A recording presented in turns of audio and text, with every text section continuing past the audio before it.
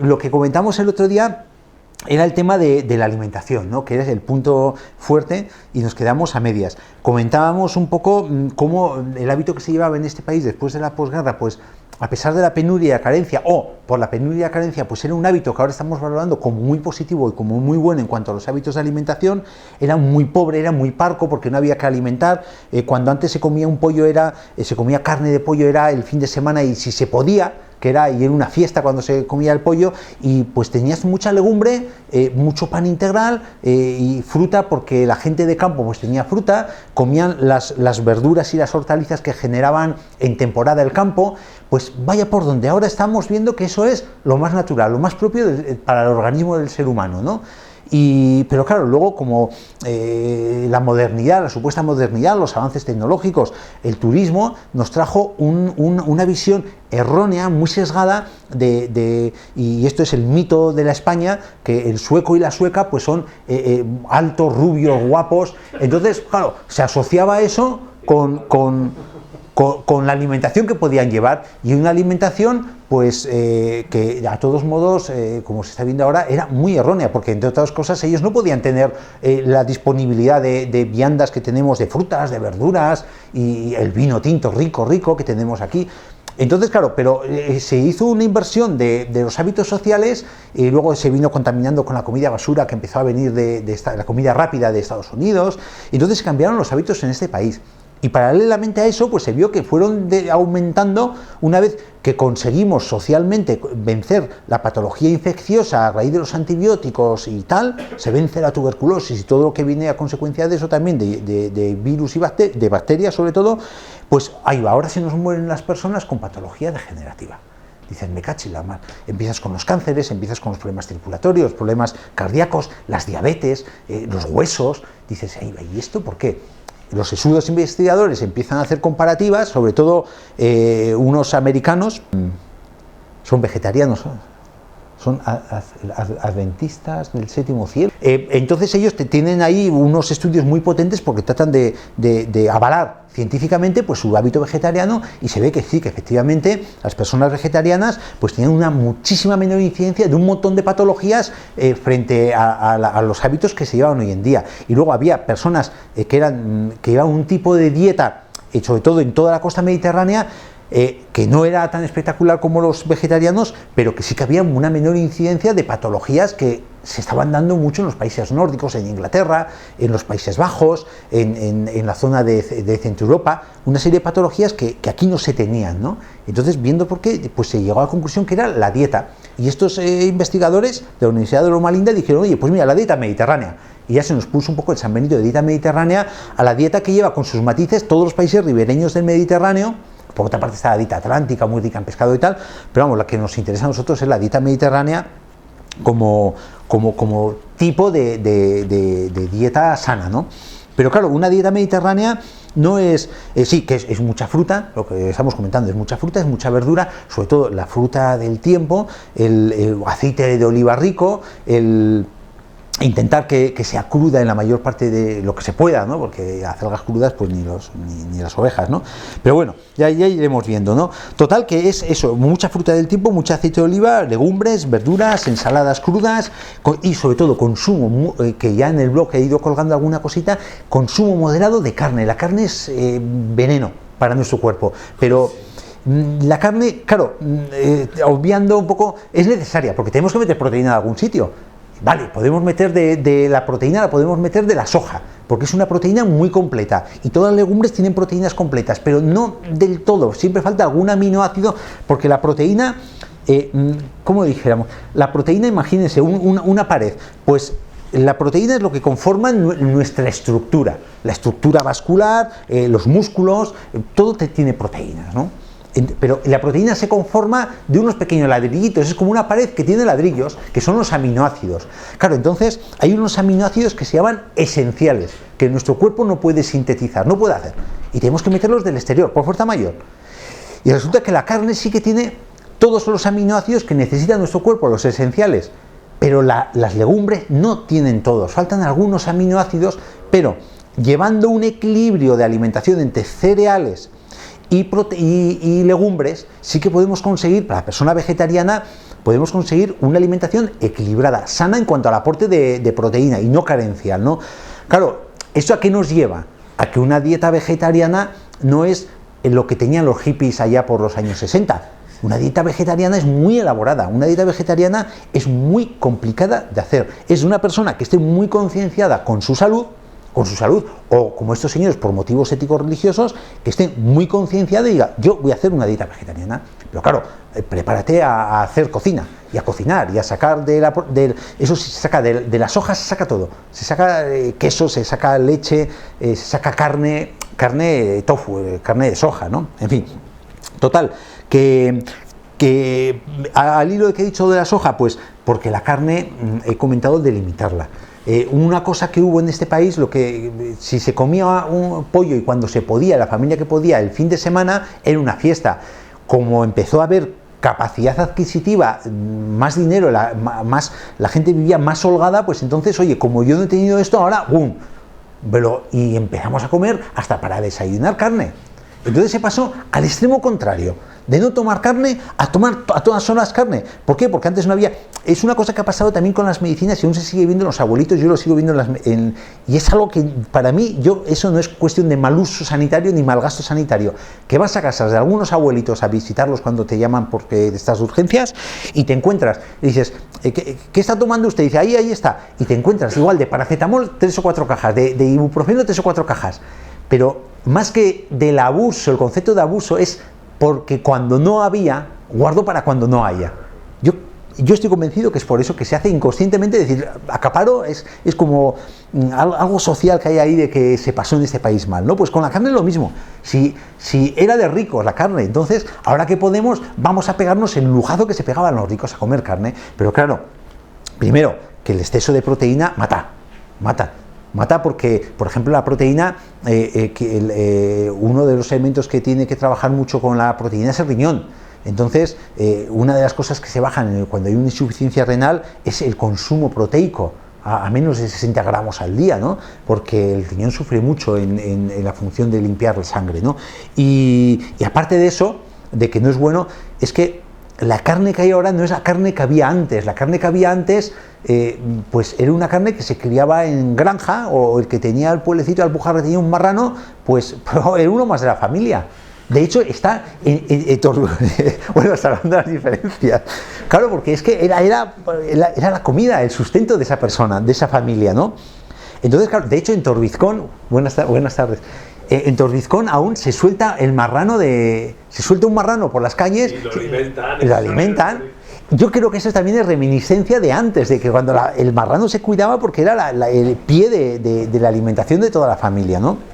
Entonces, claro, antes el marrano, o a cualquier bicho, ¿no?, se le daba de comer lo que tenían en el campo, la hierba, pero ¿qué pasa ahora? Y andaban corriendo y andaban moviéndose. En cambio ahora se les estabula en 2 metros cuadrados y se les da piensos compuestos, y encima lo que pasa con las vacas locas, esos piensos compuestos eran rayos. Los animales siempre han comido vegetal, pues se les metía carne picada, el cerebro de otros animales, y transmitía un prión, una especie de virus que no sabe si es virus o qué es, un prión que en el cerebro degeneraba y dejaba en los humanos y en los animales.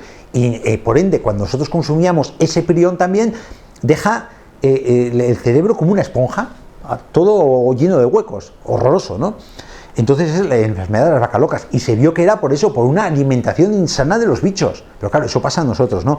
Entonces, que claro, a un animal hoy en día lo que le interesa al ganadero, y hay que entender también la postura de cada uno, pero lo que le interesa al ganadero es que en vez de crecer una vaca en 9 meses, que crezca en 3.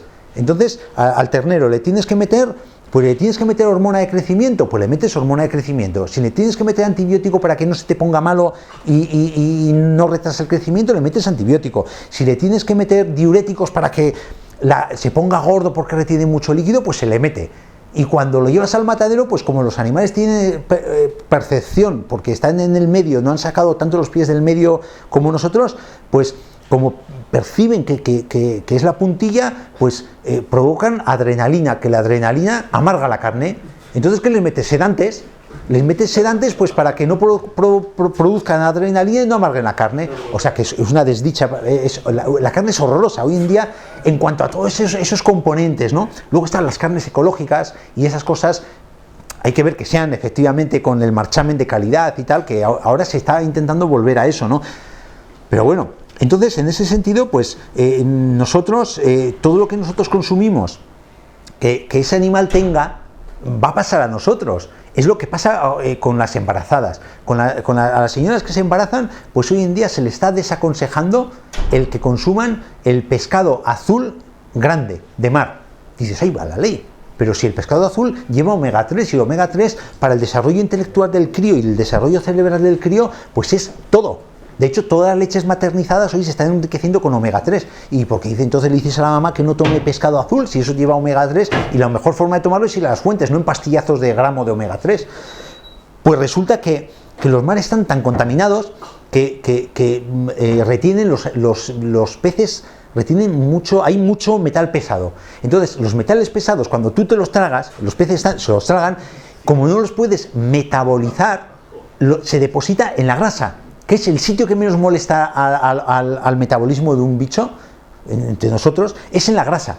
Entonces el pez azul, que tiene muchos años, es longevo, es muy grande, entonces significa que ha estado mucho en contacto con metales pesados y que tiene muchos depósitos de metales pesados en grasa. Entonces esa grasa es buena porque es omega 3, pero por otra parte para el desarrollo del crío es mala, porque también le vamos a meter metales pesados. Entonces, claro, ¿qué dicen? Dice, bueno, omega 3, pues nosotros que ya somos mayores, cuando hagamos un cúmulo de metales pesados, ya hemos tenido una demencia por Alzheimer, porque el metales pesado, entre otras cosas, te da demencia y tal, ¿no? El plomo, sobre todo, el mercurio, es horroroso. Entonces resulta que claro, en los niños por lo menos, si podemos preservarles en la etapa del desarrollo intrauterino del entramado del cerebral, que no tenga toxicidad, pues vamos a intentar preservar, ¿no? Pues eso ocurre con la carne, que la carne pues no es la carne que era. De hecho, eso al hilo de lo que he dicho, que echan diuréticos a los animales. Pues antes se echaba o se puede hacer la comparativa, un filete de verdad a un filete de los criados a marchas forzadas. Lo dejas en el plato y en media hora te rezuma un montón de agua el filete. Y en cambio el otro, o el que se supone que es ecológico, que se ha criado a la antigua usanza, pues no rezuma tanta agua porque no retiene. Y cuando se echa un filete de esos de agua a la sartén, te tienes que poner a medio metro de la sartén porque es que está todo el rato saltando, pero por el agua, porque salta mucho, chisporrotea mucho con...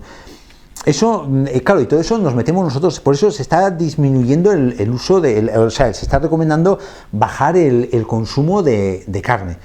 Y claro, y la carne, que eso lo comentamos el otro día, el marrano, el marrano como está el nuestro, de toda la vida, el jamón, pues el marrano que aún conserva un poco esa forma de criarse es el de la dehesa de Huelva, el de Jabugo, ¿no? Porque aún se cría porque tienen su denominación de origen, les obligan a una crianza determinada del marrano en libertad y comiendo bellotas y hierba en las dehesas, ¿no? Entonces, claro, eso sí que es una oliva con patas, pues porque tiene mucha grasa poliinsaturada ese marrano. Tiene grasa saturada, pero tiene mucha grasa poliinsaturada. Grasa saturada, vamos a colesterol, hay mucho tipo, pero el colesterol... Es más pequeño, de hecho. Sí, claro, porque no lo ceban tanto. Claro, es que el ganadero quiere sacar de 4, o sea, de 1 quiere sacar 3. Y en cierto modo, pues claro, una familia que vive de la ganadería, pues...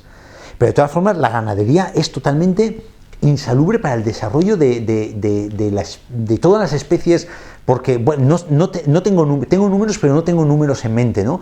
Pero y de vez en cuando sale a los medios de comunicación que para conseguir 1 kilo de carne, pues igual hace falta cientos de kilos de legumbre.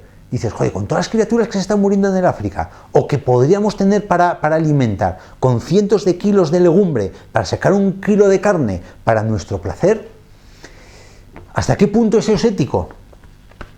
No lo sé, yo creo que no, pero claro, ¿y qué vas a hacer? ¿Vas a dejar de comer? Y si tú dejas de comer carne como una protesta contra eso, ¿van a dejar de criar intensivamente animales para el resto de las personas que comen carne? Pues no sé, es una situación un poco complicada y difícil, ¿no?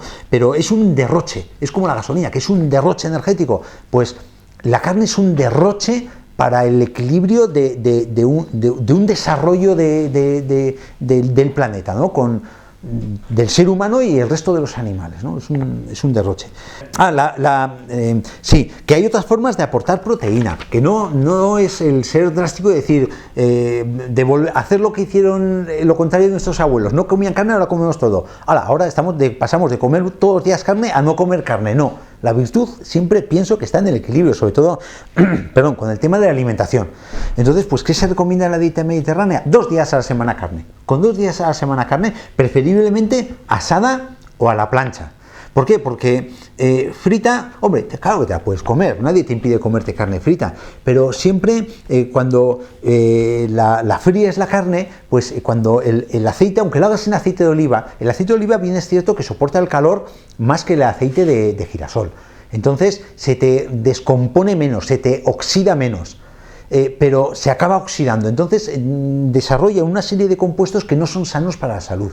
Entre ellos, el por qué, por ejemplo, las frituras caen mal, es que uno de los principios químicos que con el calentamiento del aceite se llama acroleína, y la acroleína produce un enlentecimiento de la digestión en nuestro aparato digestivo.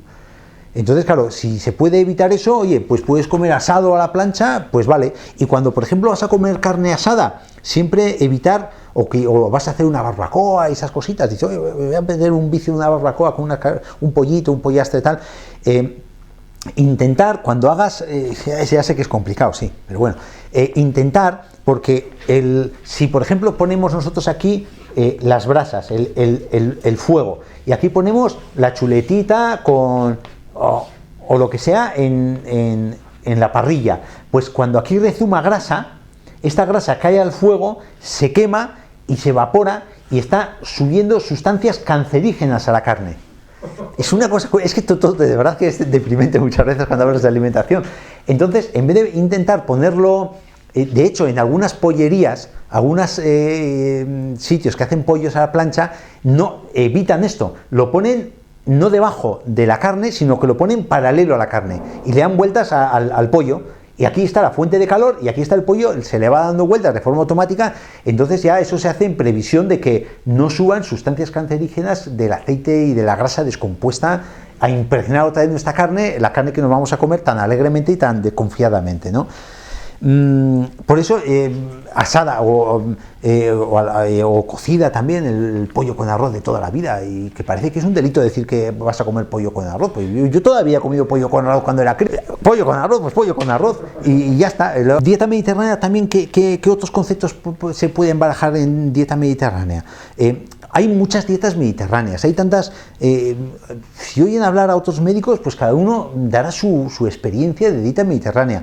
Yo soy un poco purista en el sentido de dieta mediterránea, de volver a los orígenes, de volver a la posguerra, ¿no? No para lo malo, sino para lo bueno, recuperar, por ejemplo, lo que comentamos el otro día, el pan integral. Yo siempre recomiendo pan integral en la dieta mediterránea. Uno de los grandes males que tenemos hoy en día es el estreñimiento, y el estreñimiento produce muchos más problemas de los que nos pensamos. Puede producir estreñimiento desde dolores de cabeza hasta acné. Puede provocar las dispepsias, esas panzonas que se ven por ahí, muchas veces igual es de estreñimiento, de una persona que considera normal ir a hacer de vientre cada 4 días y no hace nada por solventarlo. Porque encima es que vas al médico de cabecera y te dice, no, si es normal, si es que ¿cada cuánto tienes que cobrar? Pues cada 4 días. Digo, vale, pues ya está. Que es un error, porque es un error. Antes, a principios del siglo, el consumo de fibra en la alimentación, al principio del siglo pasado ya estoy hablando, el consumo de fibra en la alimentación eran 100 gramos por persona, porque se comía mucho grano, se comía todo integral, no había los refinamientos que tenemos hoy en día en todos los alimentos que tomamos prácticamente. Entonces metías 100 gramos al día. Claro, esos 100 gramos de fibra que ayuda a que haya una flora intestinal correcta, que nos ayude a hacer un proceso digestivo. También una flora intestinal correcta produce una determinada descomposición de los alimentos y absorbemos unos nutrientes que de otra forma no íbamos a absorber. Ayuda en la formación de vitamina K, una flora intestinal correcta gracias a la fibra. Ayuda en la formación de vitamina B12 y en la asimilación de vitamina B12 para nuestras anemias, gracias a la flora intestinal, gracias a su vez a la fibra, ¿no? Entonces es que la fibra tiene más trascendencia de lo que parece, no solo ya es, claro, metemos y tiene que salir. Entonces el ritmo intestinal a principio del siglo pasado era 3 evacuaciones al día. Hay una cosa fisiológica que se ve en el bebé aún, que es el reflejo gastrocólico. Es decir, cuando los bebés comen y no toman fibra, pero es un reflejo innato al ser humano. Cuando el bebé come, llega al estómago, el estómago se distiende y entonces el intestino empieza un movimiento para evacuar, para sacar fuera lo que tiene. Es decir, es como haciendo hueco porque estoy metiendo. Es decir, comer y hacer de vientre, comer y hacer de vientre. Pues eso lo hemos perdido. Lo hemos perdido pues porque no hay fibra en la alimentación, pero lo normal es cuando tú comes, pues que evacúes, porque se mantiene ese reflejo innato al ser humano. Total, que luego, hoy en día lo que la Organización Mundial de la Salud recomienda de aporte de fibra son 20 gramos al día. Ya bajamos de 100 a 20 gramos al día. 20 gramos al día, que bueno, que es lo suficiente como para hacer una evacuación diaria. Que dices, bueno, mira, vale, 1 o 2, bien, muy bien. Pero hoy en día los estudios o cuando se tantea a la población o se hacen screening de lo que se come o no se comen 5 gramos de fibra al día, porque está todo está o liofilizado o está purificado o está... Entonces, claro, con 5 gramos al día, si nuestro intestino grueso no ve, el intestino grueso hace función de saco. Si las heces que van a salir fuera en el intestino grueso no están en cantidad suficiente como para haber contacto de las dos paredes intestinales, entonces no hay orden al cerebro de movimiento peristáltico de evacuación al exterior. Claro, 5 gramos es una miseria. Entonces se va acumulando 5 gramos, del día siguiente otros 5 gramos, al día siguiente 15, 20, y ya llega un momento que sí, que se hace un poquito de bolo fecal, entonces el intestino empieza a moverse y te evacua. Pero claro, son heces que llevan en nuestro cuerpo, pues, no 24 horas, sino que llevan 2, 3 o 4 días. Claro, ¿qué pasa? Que las heces, una vez que... Oh, de verdad, y hay personas que te dicen con una naturalidad, y yo cada 4... Dices, uy, no estás mal, y no, es que nos hemos insensibilizado a la malura, porque ya es que es como a la persona que igual está sentada en la silla y está trabajando, y hay un mecanismo que le pincha con una aguja en los cuartos traseros. Dice, me cacho y la mar. Al principio pues das un bote en la silla, pero si ves que el pincho en los cuartos traseros está ahí, pues llega un momento que desconectas y sigues trabajando, y no eres consciente de esto. Pero claro, a esa persona le dejas de pinchar y luego a los 2 días le pinchas otra vez y vuelve a dar otro bote, te sensibilizas otra vez. Nuestro cuerpo se anestesia a lo malo. Y el ejercicio también, ¿no? Fundamental el ejercicio. Todo ese ejercicio, todo, claro, porque el intestino está aquí. Si es que el ejercicio comporta un movimiento de tronco. Movimiento de tronco, tocas los abdominales. Con lo cual, aquí está el intestino, el ombligo, eso es el intestino grueso. Este es el marco cólico. Mueves abdominales, estás haciendo puje, movimiento sobre el intestino. Al mover las piernas, también estás tirando de musculatura que se inserta en la cadera, con lo cual estás... Claro, es que es fundamental el ejercicio. De hecho, claro, una persona estreñida que pruebe a hacer ejercicio, solo andar, o sea, no ya liarse a correr una maratón, andar, y ayuda muchísimo en la evacuación. Y beber agua. Claro, porque nuestro cuerpo, ya comentamos la charla pasada, es pura agua, es 80-70% de agua, en personas mayores 60% de agua. Entonces, de algún sitio tiene que sacar el cuerpo agua. Si no bebemos agua por boca, de las heces va a sacar agua. Otra de la función del intestino grueso es absorber sodio, potasio y agua. Entonces, claro, si no metemos el agua suficiente, va a absorber mucha agua de las heces, pero claro, ese agua que absorbe de las heces, una vez pasadas 24 horas, ya las heces se empiezan a descomponer, se empiezan a putrefactar. Entonces es un agua con residuos tóxicos putrefactados, que eso es lo que nos puede dar lo que hemos dicho, el dolor de cabeza, el acné, problemas en la piel. También tal vez la cuestión del cáncer de colon por ahí. Sí, por ahí va porque claro, cuando tú empiezas, aquí tenemos una mucosa. La mucosa es en el intestino, bueno, es las células del intestino, ¿no? Entonces, tú aquí pones un cacho de residuo que está putrefactado, que encima tiene residuos químicos de la alimentación insana que desgraciadamente llevamos. Pues eso está horadando, está lesionando la mucosa. Y esto día tras día, llega un momento que esto se defiende mutando muta y es como si se hace más fuerte a esa agresión. Entonces ya tenemos una mutación cancerígena. Y el gran drama del intestino, del cáncer de intestino, es que, claro, aquí tú tienes un cáncer de piel y dices, ay, ¿y esto qué es? Vas al derma y el derma dice, tienes un melanoma, fuera, pum, ya está. Pero en el intestino no somos conscientes, como hay mucho espacio visceral, pues ahí empieza a crecer, y un día vas al servicio y vas a hacer deposiciones y dices, ay, tengo sangre. Entonces cuando vas corriendo al médico, pero ya es que cuando... ¿Pero se detecta en un análisis clínico? ¿Se detecta? Sí, hay una forma de detectar o de sospechar, hay una prueba, es la sangre oculta en heces, se llama. Es una toma seriada de 3 días consecutivos de las heces y se analiza y se busca sangre. ¿Por qué? Porque sangre no tiene que haber en las heces. A no ser que, hombre, si te atiborras el día antes de morcilla, pues no te da tiempo a asimilar la morcilla y habrá heces, o sea, habrá sangre, pero será del marrano, de la morcilla, ¿no? Pero que no es recomendable, por cierto, tampoco abusar de la morcilla, pero bueno. Total, que como no tiene que haber sangre en heces, entonces dice, aquí hay algo que no funciona. Está perdiendo esto por aquí, está perdiendo sangre. Entonces ya es cuando ya haces o una ecografía o haces una rectocolonoscopia o un TAC y ya te aparece Es hacer siempre, no, es una técnica que no es invasiva, buscar heces, sangre en heces, cada 2 años, conforme te acercas, vas aumentando y si vas extendido más. Si tienes antecedentes familiares, con más motivo, ¿no? De cáncer en colon. Eso sí que es conveniente. Es una forma de detectar un cáncer de recto, de intestino, que no hay problema. O sea, que no da problemas. No es lo mismo que te metan la sonda con la rectocolonoscopia. Eso es más problemático. Total, que esto con respecto a la fibra. Claro, y esa fibra del pan se hace extensible, por ejemplo, al arroz. También tomar arroz integral. Cuando hablamos... el arroz... y la pasta también que sea integral. La pasta integral no cuesta nada. ¿La pasta integral? ¿No la pasta integral? No, la pasta es blanca. Es trigo refinado la pasta. Es trigo refinado, salvo que ya cojas integral. Pero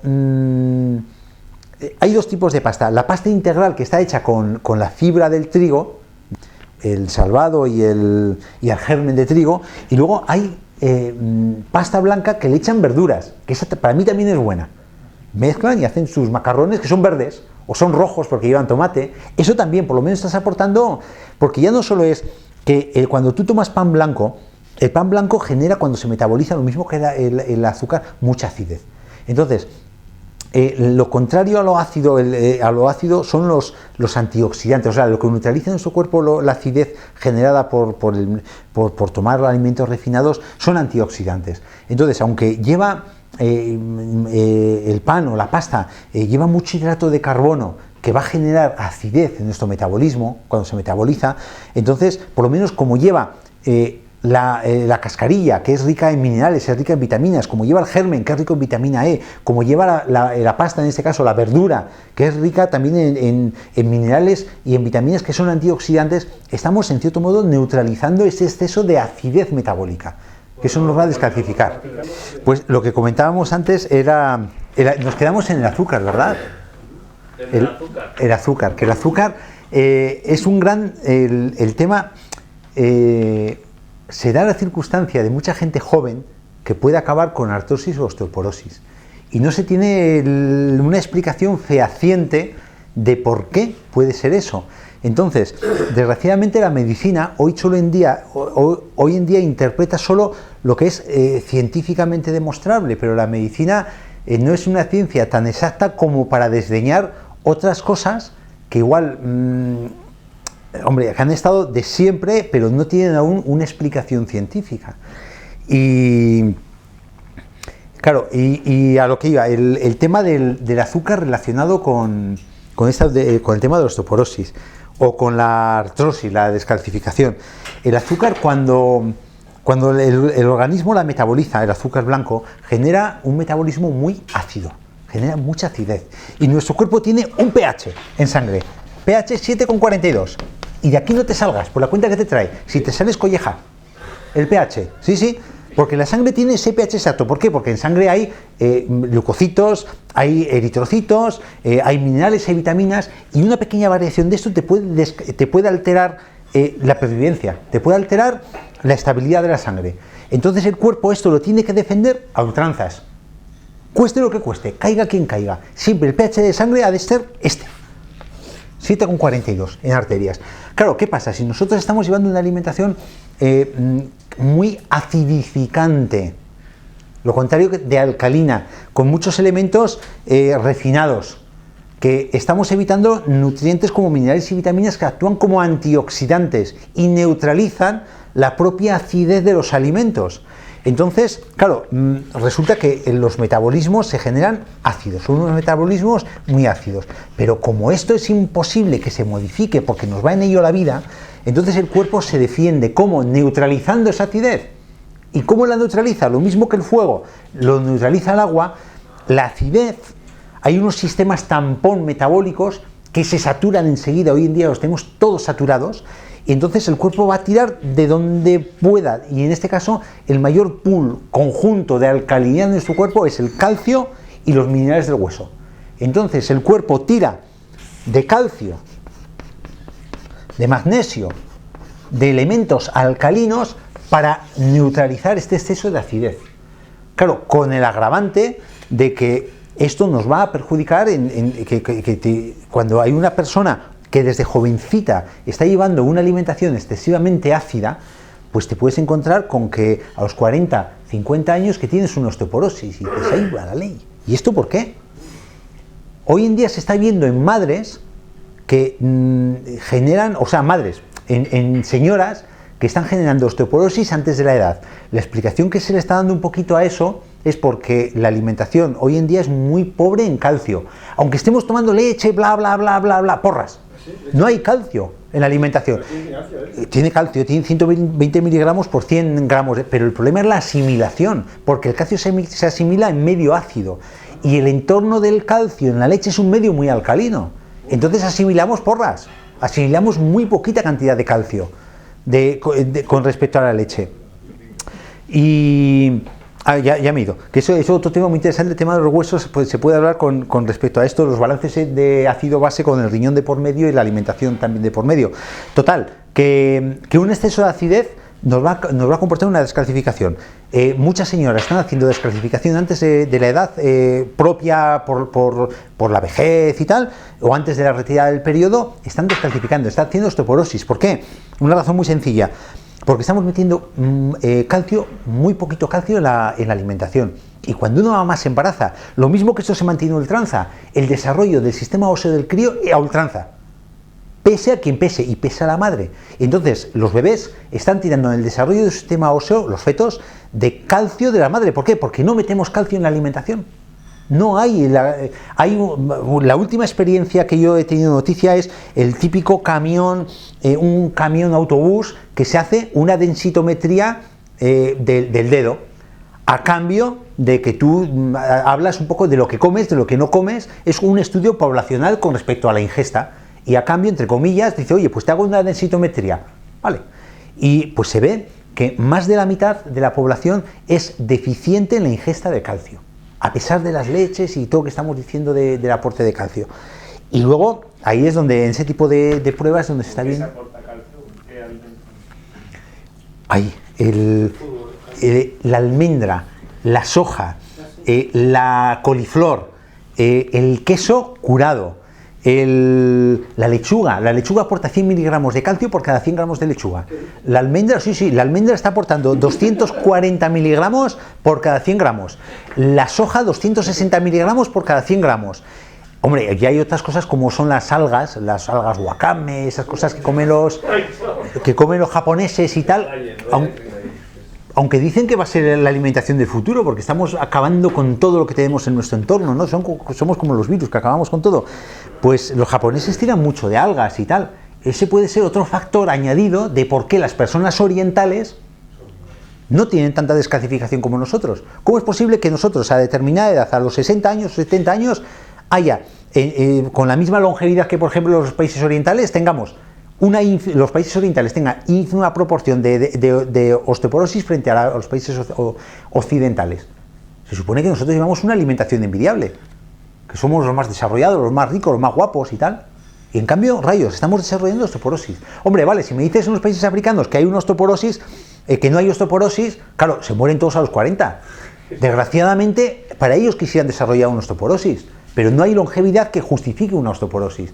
Pero a igual longevidad o a mayor longevidad de, por ejemplo, Japón, un pueblo, creo que es el pueblo más longevo del mundo, frente a los países occidentales, hay una proporción muy baja de osteoporosis frente a lo que nosotros somos, ¿no? Lo que nosotros tenemos. Pues una de las cosas que influye es eso, que no estamos aportando, luego aportamos alimentos muy ácidos, utilizamos como sistema tampón en nuestro metabolismo el calcio y los minerales del hueso, y luego por otra parte también pues que la alimentación es paupérrima en aporte de calcio. En una dieta normal, ya digo, más de la mitad de las personas estamos infraaportando calcio para lo que necesita nuestro organismo, ¿no? ¿A raíz de qué he sacado esto? Ah, sí, entonces el azúcar, el problema del azúcar es que nos aumenta este pool de acidez. Entonces el azúcar es un gran descalcificador por eso, porque nos está agotando el calcio de los huesos. Claro, yo me acuerdo esto cuando llegué a Motril, lo dije en una charla y me saltaron, me dije, oye, no, el azúcar de toda la vida aquí ha sido como para los huesos, fantástico para los huesos. Y luego me dijo, la explicación es muy sencilla, es que antes, primero el azúcar era integral, el azúcar era zumo de caña desecado, era zumo de caña desecado con hidrato de carbono, con glucosa, pero también con muchos minerales y muchas vitaminas, que están neutralizando este exceso de acidez. Esos minerales actúan como antioxidante, pero por otra parte, como era de pobres y el tomar el azúcar negra, pues la blanqueaban, la tornaban blanca, pero no la tornaban blanca como ahora refinando, sino que llevaban, eso es lo que me comentó mucho, carretas de huesos de bestias a la azucarera de los animales, los picaban, lo echaban en el azúcar y hacían azúcar blanco, pero era un azúcar riquísimo, porque, bueno, entre otras cosas, porque antes no había problemas de tuétano como ahora puede haber con las vacas locas, ¿no? Pero porque estaban ya de por sí, era zumo de caña que tenía muchos nutrientes, minerales, vitaminas, y encima le estabas aportando calcio, estamos aportando boro, estamos aportando magnesio, sílice, del hueso picado de las bestias. Una cosa curiosa. Entonces, claro, el azúcar era buena para los huesos, pero claro, no es el azúcar que tenemos ahora. Yo siempre, por eso recomiendo el azúcar integral, pero integral hay dos azúcares, una, claro, desgraciadamente ya no, porque cuando ibas a la azucarera, visitabas la azucarera, tenían un azúcar integral que tú la veías en una saca y tenía vida, se movía, incluso hacía ruido cuando se movía el azúcar. Ahora el azúcar que vende es un azúcar muerta, es un azúcar blanca que la tintan, la colorean, es un poco, es gracioso, es como el pan integral puro ya no hay. No, porque están todas las maquinarias para sacar la harina, están preparadas para sacar harina blanca, todas te descascarillan el trigo. Entonces luego, ¿qué pasa? ¿Cómo haces el pan integral? Mezclas con cascarilla, pero no es el grano picado a la antigua usanza. Tienes que ir a pueblos como la Alpujarra, que tienen horno, que machacan el grano, lo muelen, ahí pues el que se entretenga o le apetezca o quiere hacer pan integral a la antigua usanza, lo machaca y hace pan integral. Pero el de ahora es eso, es harina blanca mezclada con fibra, no es lo de antes. Una pregunta, sí. ¿La miel que se estudia el azúcar en el sentido, digamos, porque es dulce la miel de avena? La miel sí, la miel es fantástica, porque la miel además es que aporta muchos nutrientes también, muchos minerales y vitaminas, siempre tengo la obsesión de los minerales y las vitaminas. Y luego a la miel, aparte de eso, que aporta unas proteínas que estimulan el sistema inmunitario, estimulan las defensas, las proteínas. Y dentro de la miel el propóleo es fantástico, eso es un antibiótico natural, el propóleo.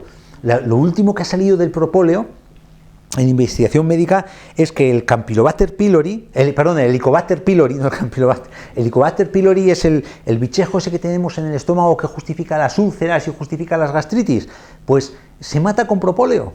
Una cosa tan tonta con propóleo, nosotros andamos en la medicina matándolo con un antiácido y dos antibióticos, pues con propóleo se elimina de la mucosa, que ojo, no está claro que sea tan malo el Helicobacter pylori, que ahora se está viendo que no todas las úlceras o gastritis tienen el Helicobacter pylori detrás, y no todo el mundo que tiene el Helicobacter pylori necesariamente está abocado a tener úlcera o gastritis. Posiblemente sea una parte de la flora saprófita que tenemos ahí en simbiosis con el resto de la flora, y alguna investigación en su momento daría que puede ocasionar lesión de mucosa, y se ha centrado demasiado, se ha volcado el tratamiento con respecto a eso, ¿no?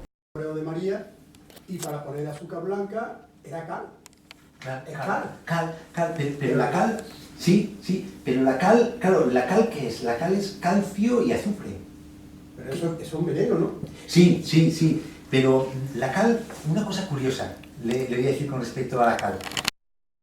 En la época esto lo leí, en la época de la posguerra, las embarazadas raían las paredes y tomaban cal de la pared.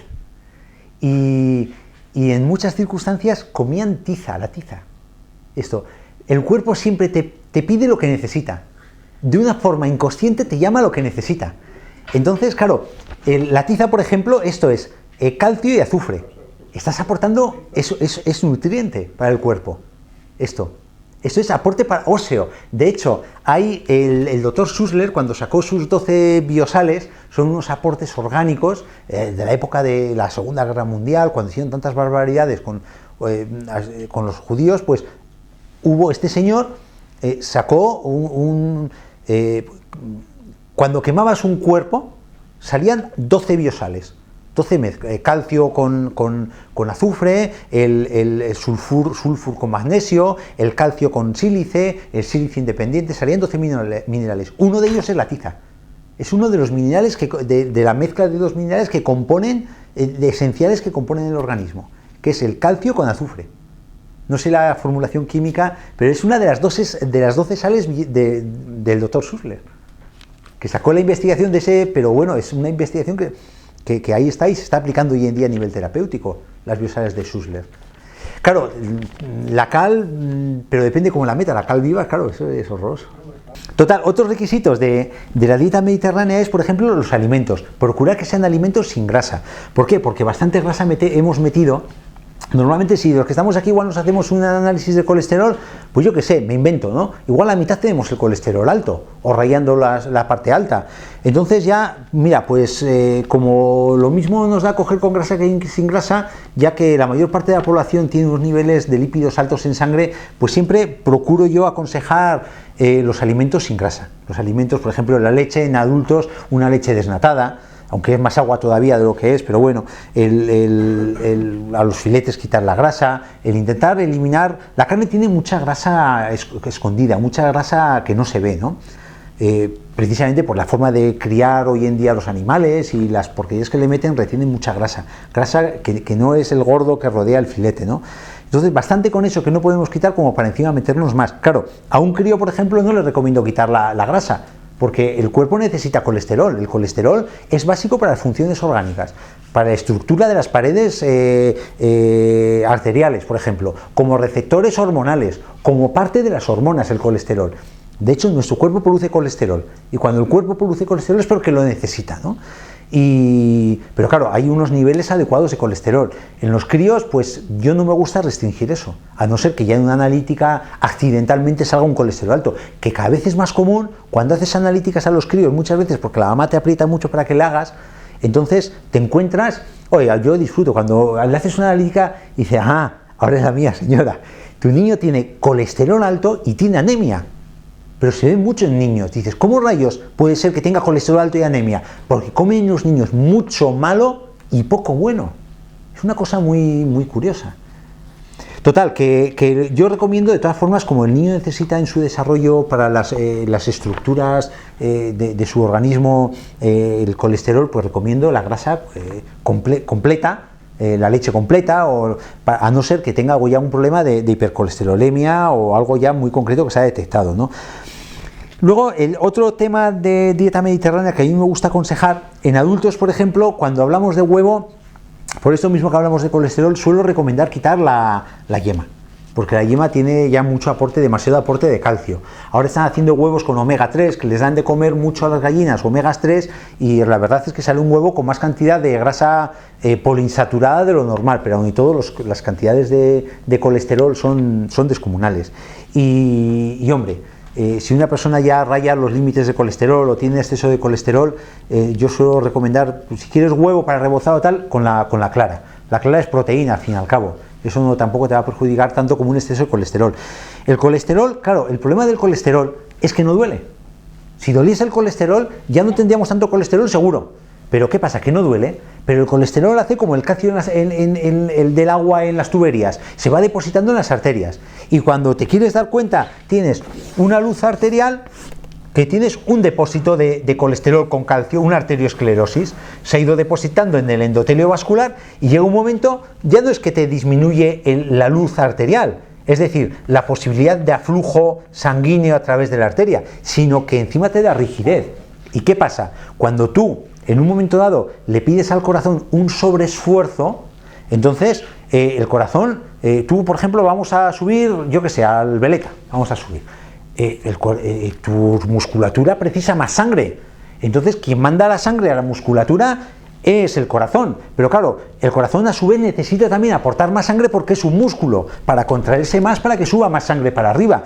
Pero claro, ¿cómo se consigue que el corazón tenga más aporte de sangre? Pues dilatando las arterias coronarias, pero si resulta que esas arterias coronarias no se pueden dilatar rayos, porque están esclerosadas por un depósito de calcio junto con un depósito de colesterol, pues tenemos que ese corazón, hay una zona de corazón que no le llega riego suficiente para lo que está trabajando. Ya tenemos una isquemia,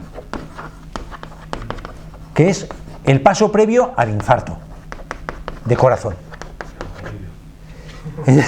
Entonces, el problema del colesterol es ese. Para mí el mayor problema, que te va obstruyendo. Y una vez que están obstruidas las arterias, a ver cómo la desobstruyes. Y sobre todo cuando ya encima el calcio se te deposita encima de ese colesterol. Todo cuerpo extraño en nuestro organismo, el cuerpo se defiende echando cal. Cuando quieres hacer algo desaparecer, le echas cal. Entonces nuestro cuerpo se defiende igual, lo calcifica. Cuando en el endotelio hay un montón de depósito de colesterol oxidado, entonces el cuerpo se va a defender depositando calcio ahí para que no moleste. Cuando tienes un tumor benigno en el pulmón, que no tiene sentido, que no va a progresar, el cuerpo se defiende echándole calcio. De hecho, cuando vemos una tumoración con depósitos de calcio, tiene más benigno que maligno esa tumoración. El cuerpo siempre se va a defender echando calcio. Entonces, claro, el problema que cuando echa calcio en los depósitos de colesterol en el endotelio vascular es que va a dar rigidez a la arteria. Y ya una vez que eso se ha calcificado, ya no hay tutía, ya no hay tutía. Ya tienes que no puedes hacer determinada intensidad de ejercicio, vas a tener una zona que siempre va a tener una menor perfusión sanguínea, etcétera, etcétera, etcétera. Digo yo que eso también influirá en la tensión, ¿no? Claro, totalmente, porque la tensión es la fuerza que tiene que hacer cuando el corazón, así muy sucintamente, da el zapatazo, el latido, boom, para que salga la sangre. Entonces la función de este latido es que la sangre llegue a las partes más distales de nuestro organismo. ¿Para qué? Para llevar oxígeno. Es un poco la función del latido, pumba. Entonces, ¿qué pasa? Si tú tienes unas arterias elásticas, cuando pasa el latido, cuando da el latido, hay una ola de sangre, una ola de flujo. Entonces hay una ola, que es el pulso. Cuando tú tocas el pulso, es esa ola que está llegando aquí, la ola del latido que está llegando aquí. Pero ¿qué pasa? Sí, entonces esto tiene determinada presión en las arterias. La presión que hace la sangre es la presión que le mete el corazón a esa sangre para que llegue a las partes más distales. Pero si tenemos esto que no puede hacer la ola, es decir, porque está rígida, entonces para que llegue más sangre el corazón le tiene que meter mucha más presión, porque no tiene elasticidad para hacer pasar esa energía para allí. Entonces, claro, esto hace que aumente la presión. Esta rigidez justifica el aumento de presión. Entonces, claro, son las hipertensiones, que puede haber hipertensión Porque una persona está nerviosa, cuando una persona está tensa, está nerviosa, está tensa. Entonces, cuando uno se tensa, esa tensión no es decir, ¡ay, qué tenso estoy! No, esa tensión se traduce en una contractura muscular también. Estás tenso. Entonces, pero claro, en las arterias tenemos músculo, entonces también se tensa todo el cuerpo. De hecho, las crisis bronquiales, de hiperactividad bronquial, se ven más acentuadas cuando hay una tensión nerviosa. De hecho, hay una relación muy estrecha entre una cosa y otra.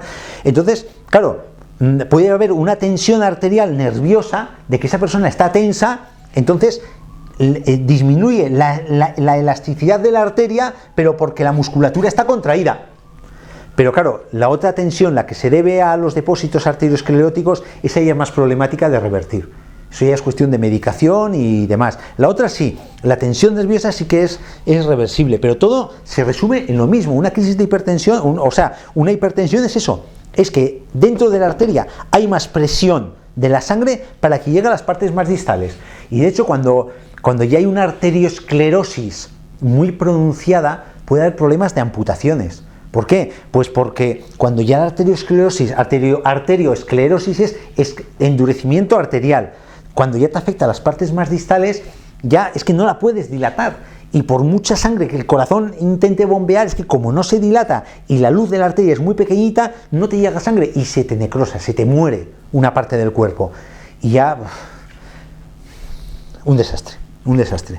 El colesterol, por eso es que el colesterol tiene muchas implicaciones y qué pena que no duela el colesterol. Ojalá doliese el colesterol y las personas fuesen más conscientes de esto.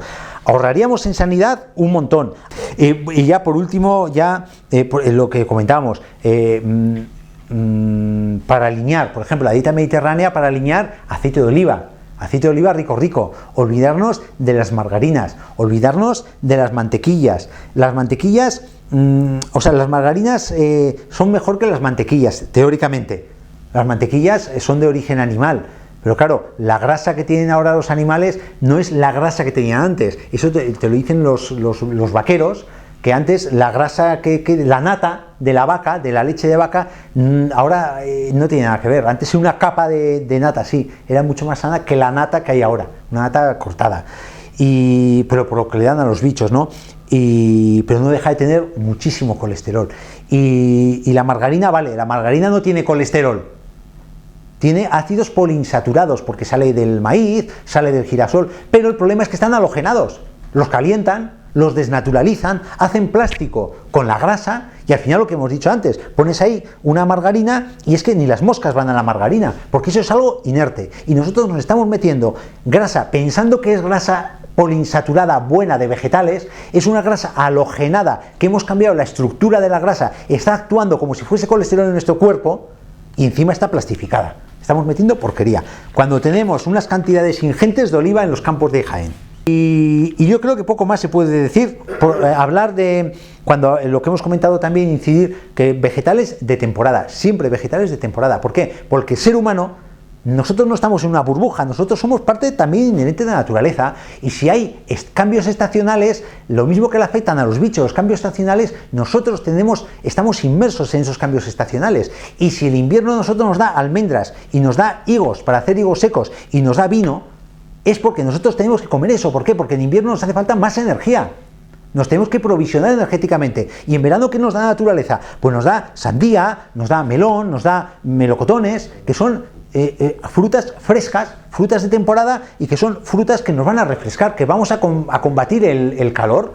Entonces siempre intentar ir acompasados con los productos que nos proporciona la naturaleza y nuestro medio también. Es importante porque si aquí no hay lichis, igual es porque nuestro organismo no necesita lichis, o hay otras cosas que se adaptan mejor que los lichis, otra fruta que se adapta mejor que los lichis a nuestro organismo. Pues vamos a por esa fruta. Los alimentos crudos, intentar que sean crudos. ¿Por qué? Porque cuando tú cocinas una verdura a 100 grados centígrados, durante muchos minutos desnaturalizas esa verdura. La gran cantidad de vitamina C que nos puede aportar, por ejemplo, una verdura, o la gran cantidad de magnesio que nos puede aportar una verdura, la vamos a desnaturalizar por el calor. Entonces, en la medida que podamos comer alimentos crudos. Hay alimentos que evidentemente no se pueden comer crudos, la patata. Si tienen ocasión, prueben la patata al vapor. Es otra forma de cocer. No metes en agua a 100 grados centígrados durante un montón de minutos, que desnaturalizas, sino que cocerá al vapor, pones aquí el fuego, tienes aquí un puchero de agua y aquí una pérola que tiene una redecilla separada del agua. Pones aquí las viandas y se cuecen, pero se cuecen sin agredirse tanto por la temperatura del agua. No tiene nada que ver probar una zanahoria, la misma zanahoria cocida en agua, que al vapor, el sabor, los champiñones, la col de el brócoli, la col de Bruselas, no tiene nada que ver cocerla en un puchero de agua que probarla al vapor, en cuanto a sabor y en cuanto a calidad de nutrientes que nos estamos metiendo. Y luego hay muchos, que por cierto, ayer me lo pusieron en La Guardia, fíjate, hay muchas verduras que no somos conscientes que se pueden comer crudas. Los corazones de alcachofa con limón, ayer me pusieron en la ensalada, fantástico, están fantásticos. No hace falta cocer los corazones de la alcachofa, están muy buenos. Hombre, evidentemente hay cosas que no. Procura hacer al vapor las cosas que no se pueden comer crudas. Y si ya me dices, oye, pues no me queda más remedio que meterlo al puchero, pues yo recomiendo siempre encender el puchero, poner el agua a hervir y echar los alimentos cuando están hirviendo. Cortarlos, si es patata, por ejemplo, zanahoria, en cachos chiquititos para que se cuezan antes, porque están más en contacto y se cuezan en el menor tiempo posible, para intentar preservar todos los nutrientes. Y si usamos un buen agua, como puede ser el agua de Granada, pues luego eso que nos queda ahí, el caldo de la cocción, o podemos tomarlo como un tentempié, o por la noche podemos hacer unos fideitos integrales, o simplemente, si no te apetece, lo echas para tus plantas, que tendrás unas plantas con un buen abono de nutrientes. Todo se puede aprovechar, todo se puede aprovechar. Y ya está, básicamente esto, ya...